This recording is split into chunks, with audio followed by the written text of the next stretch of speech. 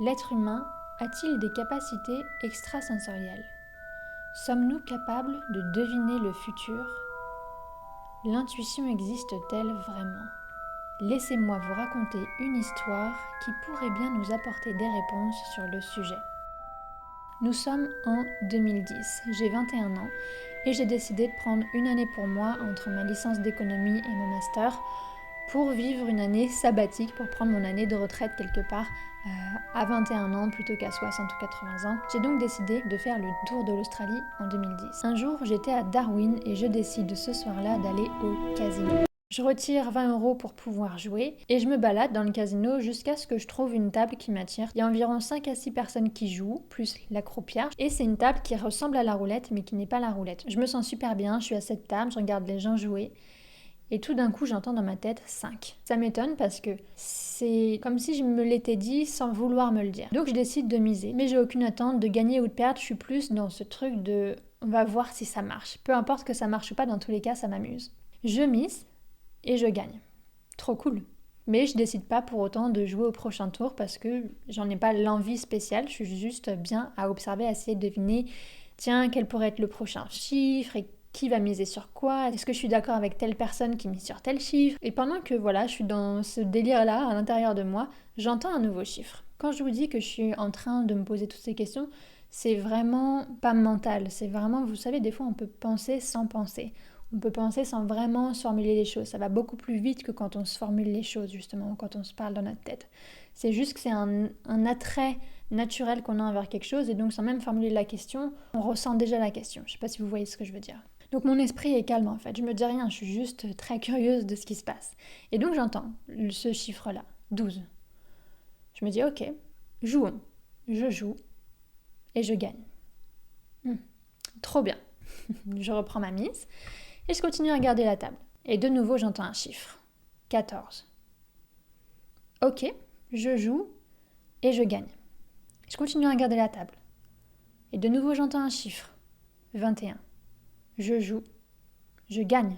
Je regarde de nouveau le jeu sans avoir spécialement l'intention de jouer et j'entends un chiffre, 9. Je joue et je gagne.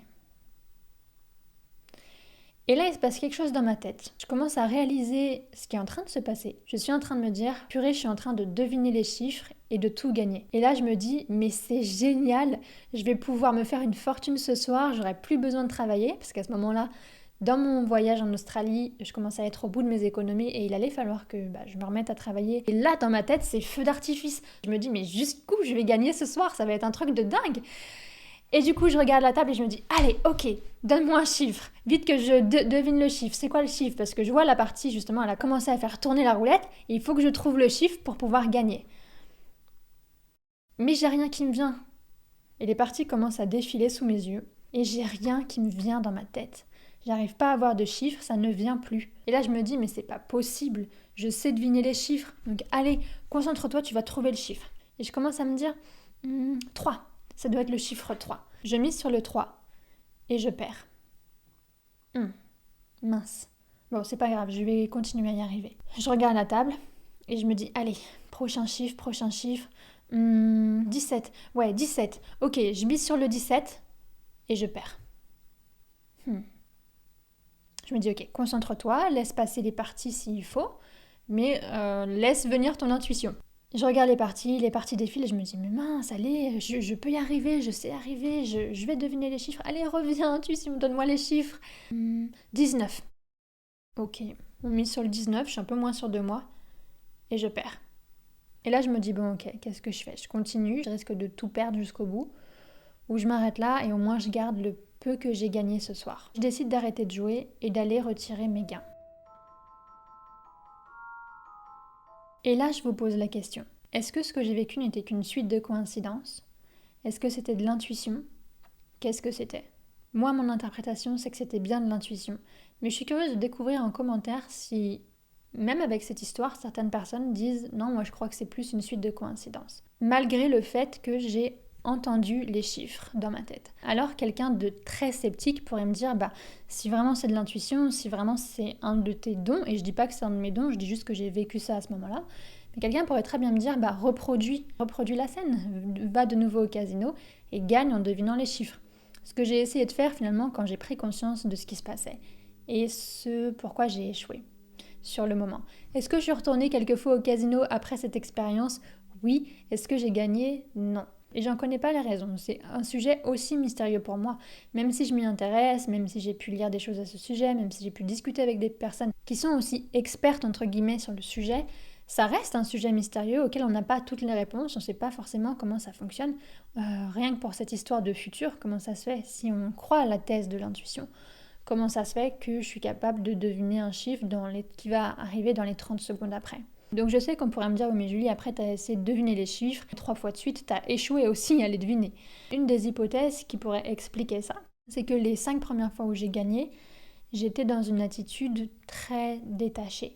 Je pense pas qu'on soit né pour aller au casino tous et gagner de l'argent comme ça. Je pense qu'on a tous une quête spirituelle et ce qu'on est amené à vivre nous amène à nous découvrir, à nous réaliser, etc. C'est clairement une croyance. Mais je verrais pas l'intérêt que ce soit accessible à tous les êtres humains, ou même à moi, ou n'importe qui en fait, de juste pouvoir aller au casino pour gagner de l'argent, à part peut-être quelques personnes pour qui ça pourrait avoir du sens. Pour leur chemin. Pourquoi pas? C'est une hypothèse.